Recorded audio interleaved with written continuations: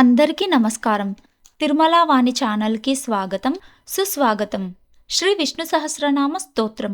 శ్లోకం 13, నామములు 114 నుండి 122 వరకు. మొత్తం 9 నామాలు ఉంటాయి. ప్రతి నామం యొక్క అర్థం డిస్క్రిప్షన్‌లో ఉంది, చూడండి. శ్లోకం: రుద్రో బహుశిరా బభ్రుర్విశ్వయోనిః శుచిశ్రవాః అమృతః శాశ్వతస్థాణుర్వరారోహో మహాతపాః. ఈ శ్లోకం యొక్క భావం, సారాంశం.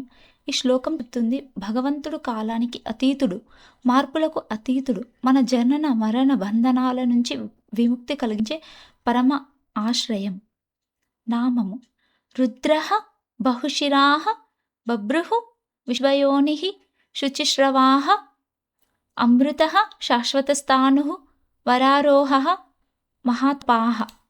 పదం: రుద్రో బహుశిరా బభ్రుర్ విశ్వయోనిః శుచిశ్రవాః అమృతః శాశ్వత స్థాణుర్వరారోహో మహాతపాః. పాదం: రుద్రో బహుశిరా బభ్రుర్ విశ్వయోనిః శుచిశ్రవాః అమృతః శాశ్వతస్థాణుర్ వరారోహో మహాతపాః. అర్థశ్లోకం: రుద్రో బహుశిరా బభ్రుర్ విశ్వయోనిః శుచిశ్రవాః అమృతః శాశ్వతస్థాణుర్వరారోహో మహాతపాః. పూర్తి శ్లోకం: రుద్రో బహుశిరా బభ్రుర్ విశ్వయోనిః శుచిశ్రవాః అమృతః శాశ్వతస్థాణుర్వరారోహో మహాతపాః. క్షమాప్రార్థనా శ్లోకం: యదక్షర పదభ్రష్టం మాత్రాహీనం తు యద్భవేత్ తత్సర్వం క్షమ్యతాం దేవ నారాయణ నమోస్తుతే.